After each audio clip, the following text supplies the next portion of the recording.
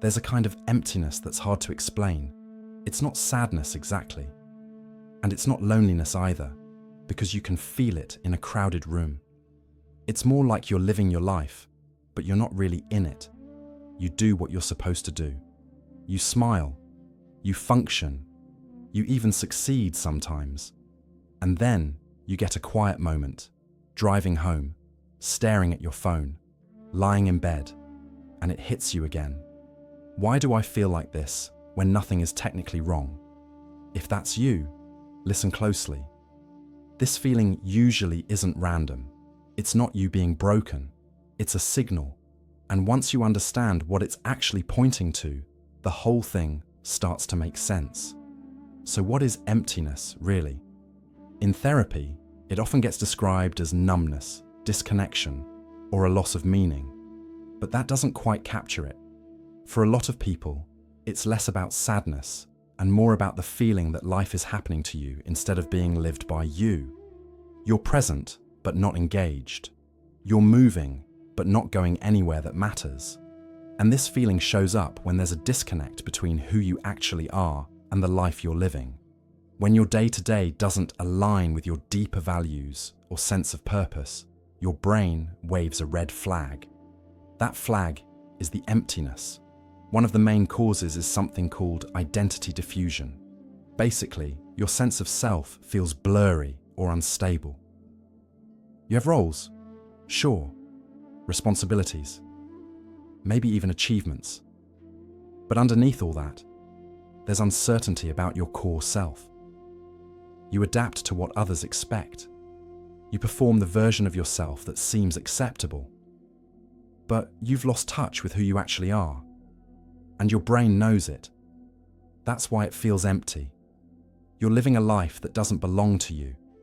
You're playing a character instead of being yourself. This usually starts early. A lot of people who feel empty as adults spent their childhood learning to put everyone else's needs first. Maybe your emotions were dismissed growing up. Maybe expressing yourself felt unsafe. Maybe love felt conditional, like you had to be a certain way to earn it. So you built what psychologists call a false self. It's a protective shell, the version of you that learned to please people, to perform, to fit in. And for a while, it works. It keeps you safe. It gets you approval. But there's a cost.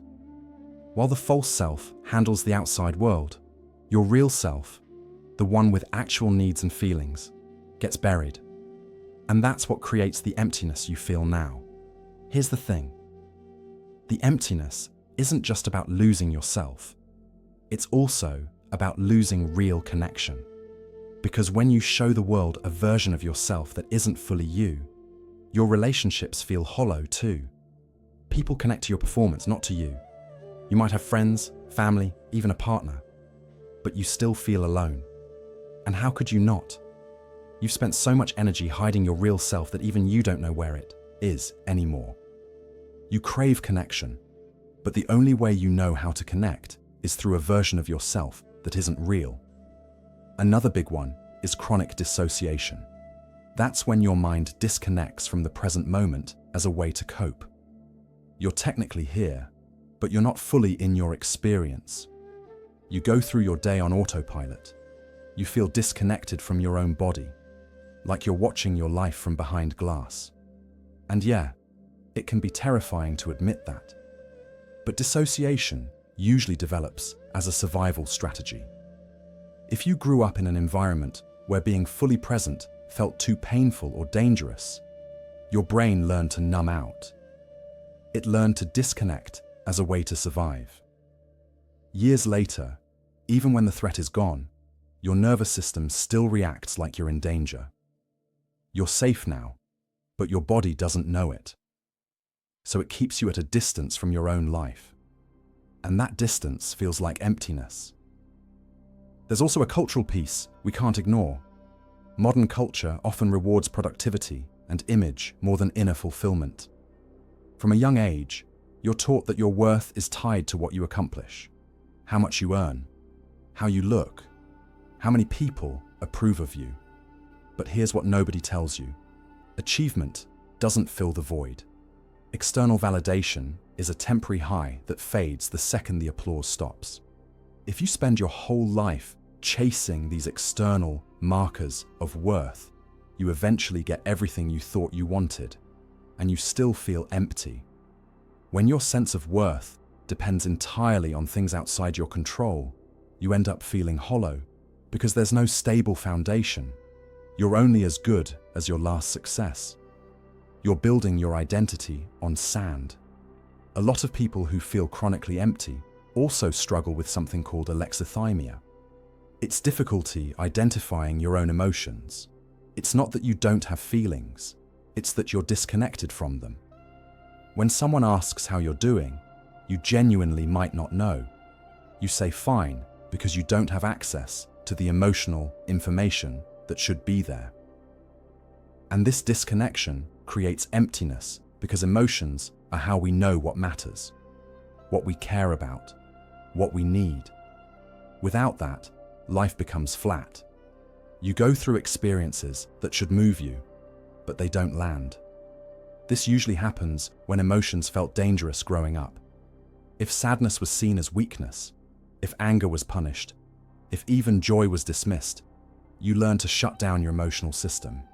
You learned that feelings were liabilities, so you developed the ability to function without them.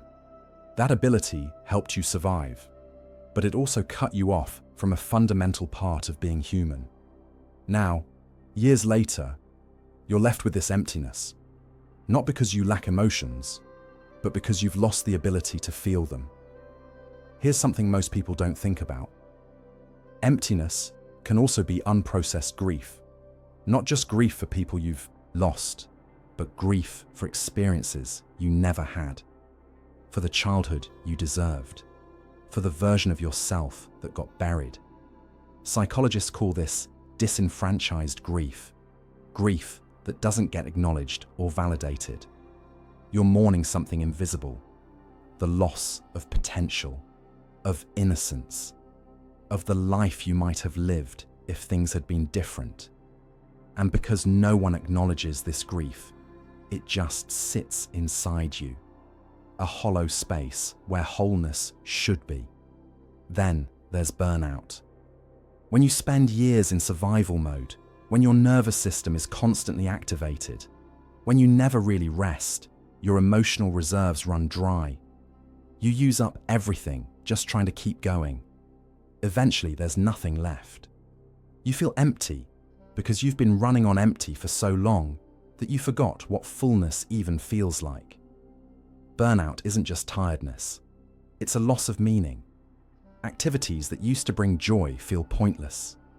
Goals that excited you feel meaningless. That's existential exhaustion. Your sense of purpose has been eroded, and that leaves behind deep emptiness. Another cause people overlook is the absence of self-expression. When's the last time you created something just because it felt meaningful? When's the last time you said exactly what you thought without filtering it? When's the last time you did something simply because it called to you, not because it would lead to success? For most people, the answer is never. They've lived according to external scripts for so long that they've lost touch with their own voice. And that creates emptiness because expression is how we make our inner world real. Without it, everything stays trapped inside. There's a concept called existential vacuum. Viktor Frankl, the psychiatrist who survived the concentration camps, coined the term. He noticed that a lot of his patients weren't mentally ill. They just lacked meaning. They had comfortable lives, successful lives, but those lives felt empty because they had no purpose. Frankl said, humans have a fundamental need for meaning. And when that need isn't met, we feel an emptiness that nothing can fill. Not pleasure, not achievement, not distraction. It can look like depression and sometimes overlaps, but for some people, the core issue is meaning rather than mood. A lot of people feel empty because they're living in a way that violates their need for meaning. They're doing what they're supposed to do, but none of it connects to anything larger. Their life has structure, but no substance. And here's where people get stuck. They try to fill the emptiness with things that were never meant to fill it. They buy stuff. They chase relationships. They pursue achievements. And for a moment, it helps. But it never lasts. Because the emptiness isn't about what you lack externally. It's about what's been neglected internally. The parts of yourself you abandoned. The needs you ignored. So what actually helps? Reconnection. To yourself. To your body. To your emotions. To your values. To other people in real ways. That sounds simple, but it's one of the hardest things you'll do. Because it means facing everything you've been avoiding. Feeling the grief you've numbed. Acknowledging that your life doesn't match who you are. Dismantling the false self and letting your real self emerge, even though that feels vulnerable. This usually starts with something called interoception, the ability to sense what's happening in your own body. A lot of people who feel empty have lost this. They're disconnected from physical sensations, emotional signals, internal needs. So reconnection starts simple. Pay attention to your body. Notice when you're hungry, tired, tense. Learn what your body is telling you. This seems small, but it's foundational. Your body holds information your mind has ignored. When you start listening again, you recover the parts of yourself that got lost. You also have to question the life you're living. Not destructively, just honestly. Which parts feel authentic? Which parts feel like going through the motions? What would you do if you weren't trying to meet others' expectations? These questions are uncomfortable. They might reveal you're living a life that doesn't fit. But that discomfort is necessary. It's the start of change. You also need to learn to be with your emotions instead of avoiding them. For people who've disconnected from feelings for years, this is scary. Feelings are intense, messy, illogical, but they're also the way back to feeling alive. Let yourself be sad without trying to fix it. Let yourself be angry without judgment. Sit with discomfort without numbing out. Slowly, as you rebuild your capacity to feel, the emptiness shifts. You need authentic connection with people too. Not surface relationships where you perform. Relationships where you're genuinely seen. This is risky. It means revealing parts of yourself you've hidden. Being vulnerable about struggles, doubts, real feelings. But it's the only way to experience true connection. Real connection only happens when you show up as you actually are. And finally, find or create meaning. Not the meaning someone else says matters. The meaning that resonates with you. Creative expression, helping others, spirituality, learning, building something that matters to you. It doesn't have to be grand. It just has to feel true. Because when you're connected to something meaningful, when you're doing something that aligns with your values, the emptiness dissolves. Not because meaning fills the void, but because engaging with meaning reconnects you to yourself. The emptiness you feel isn't permanent. It's not who you are. It's a signal that something needs to change, that some part of you has been neglected too long. Addressing it is hard. It requires facing uncomfortable truths and making difficult changes. But it's also the way back to feeling fully alive. Because on the other side of emptiness isn't just the absence of hollowness. It's the presence of vitality, of purpose, of genuine feeling. It's living a life that actually belongs to you. If you're feeling empty right now, if you've felt this way longer than you can remember, know this. You're not broken. You're not damaged. You're disconnected from parts of yourself that have been waiting for you to come back. The moment you turn toward that emptiness instead of running from it, the moment you ask what it's trying to tell you, you begin the journey back. Not to perfection, but to authenticity, to a life that feels real, that feels like yours, that feels like it matters.